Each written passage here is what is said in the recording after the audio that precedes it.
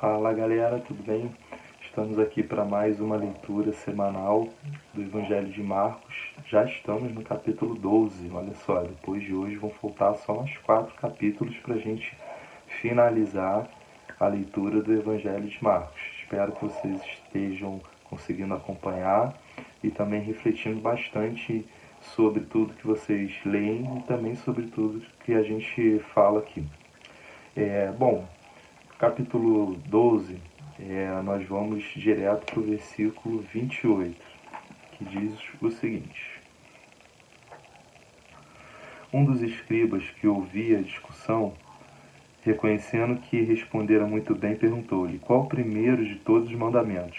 Jesus respondeu: O primeiro é: Ouve, ó Israel, o Senhor nosso Deus é o único Senhor, e amarás o Senhor teu Deus de todo o teu coração, de toda a tua alma, de todo o teu entendimento, com toda a tua força.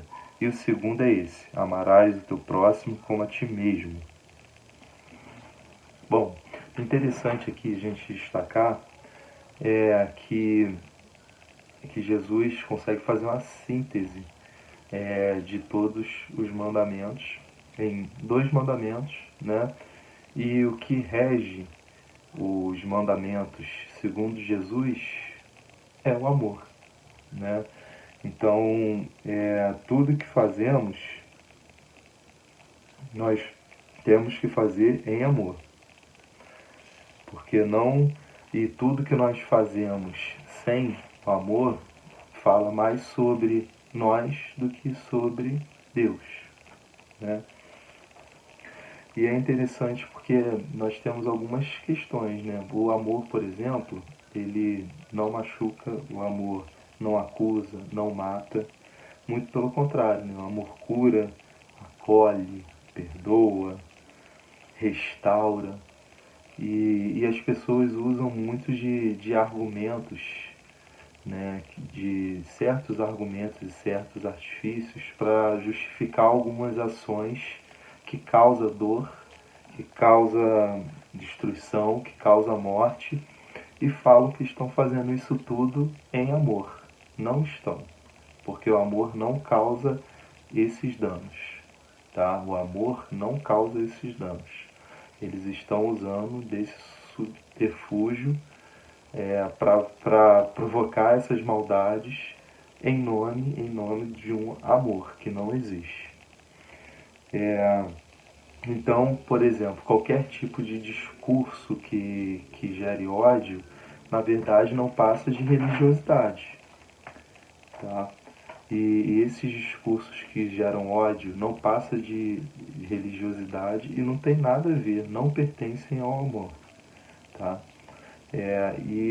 Bom, Jesus, na verdade, a proposta, a pergunta do, do desses chefes, essa pergunta que foi feita a Jesus era qual era o maior mandamento. E Jesus respondeu: amar a Deus e amar ao próximo. Olha só, isso tudo é um mandamento só. A pergunta é: qual é o maior mandamento? Jesus fala qual é o maior mandamento dividindo em 2 partes, mas é um mandamento só.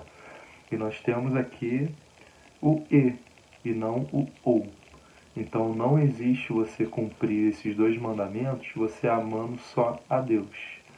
Você tem que amar a Deus e amar ao próximo. A Deus e ao próximo. E não a Deus ou amar a Deus ou amar o próximo, ou amar só a Deus ou amar só o próximo.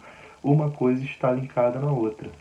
Quem ama não tem como você amar a Deus se você não amar seu próximo, né? Como é que você vai dizer que você ama a Deus, a quem você não vê, né, se você não ama o próximo a quem você vê, a quem você tem contato, a quem você está todo o tempo junto? Isso não existe. É interessante que só se ama a Deus quem ama ao próximo. Então isso é um mandamento só. E lá vem a pergunta, né? Então quem é o próximo? Quem é o meu próximo? Será que meu próximo são só as pessoas que estão próximas a mim? São só as pessoas da minha família? São só os meus amigos? Ou são só as pessoas que vão na mesma igreja do que eu, que pertencem à mesma religião que eu? Quem é meu próximo? Né?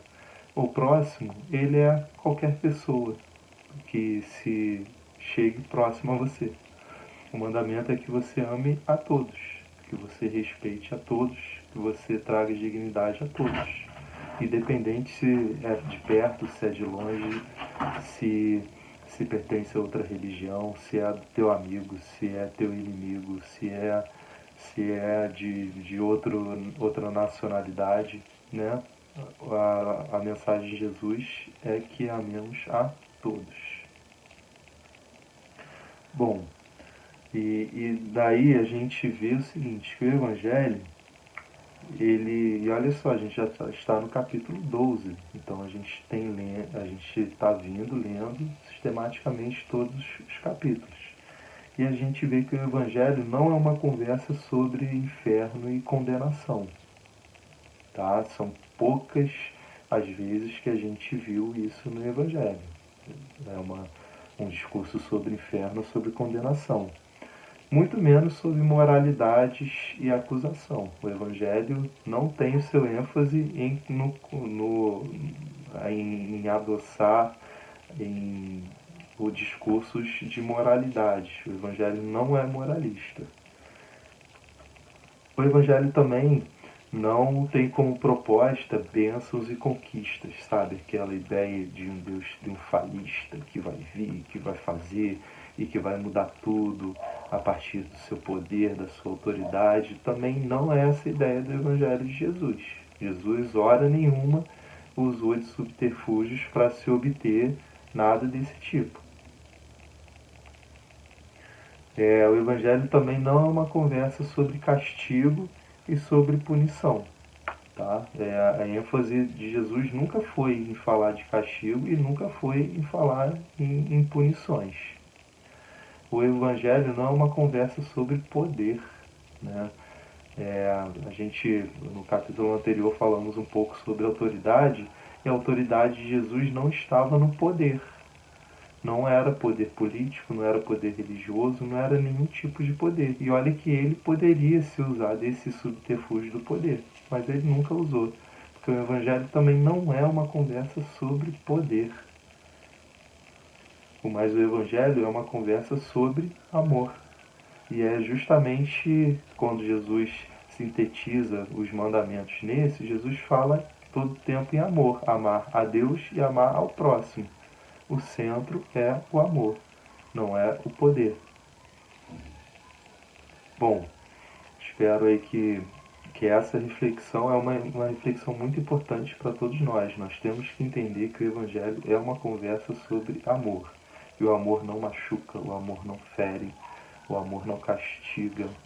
Né? Muito pelo contrário, o amor acolhe, o amor cura, o amor restaura.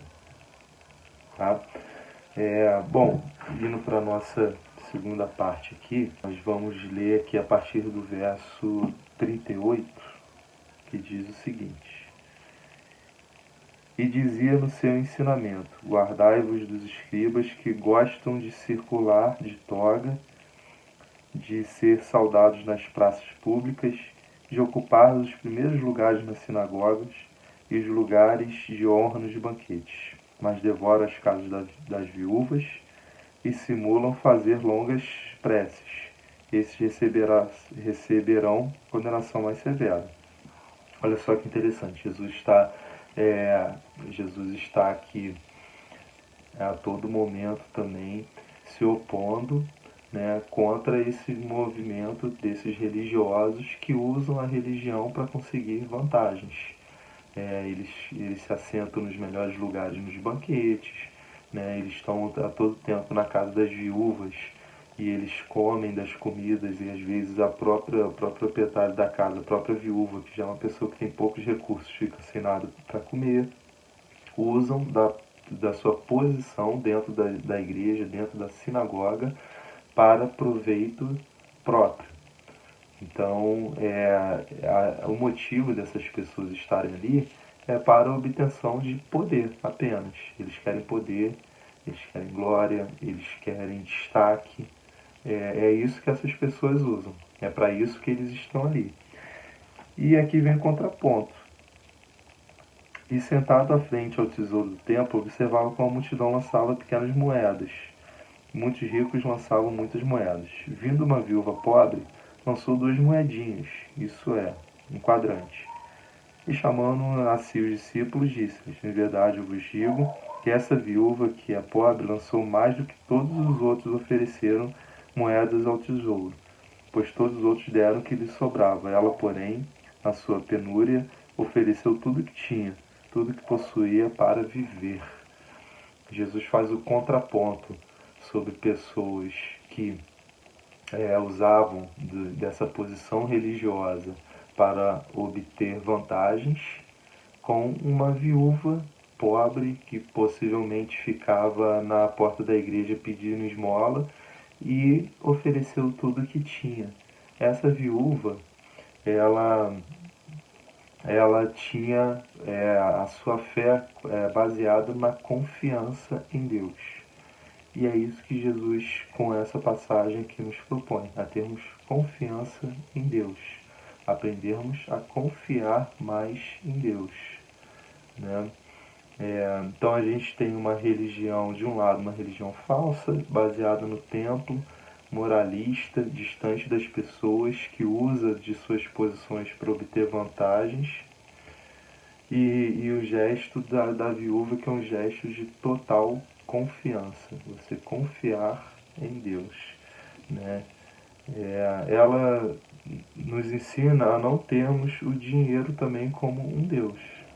A nossa confiança tem que ser só em Deus e não nessa competição. Nós não devemos abrir uma competição entre Mamon e Deus. A nossa confiança tem que ser baseada somente em Deus.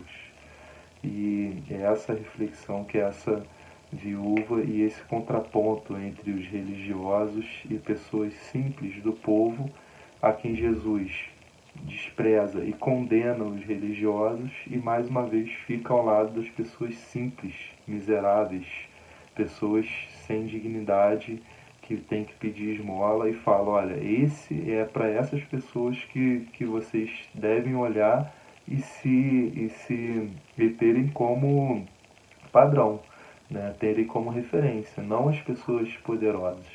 Essas pessoas poderosas usurpam essas pessoas com menos condições para que eles continuem tendo poderes. Poder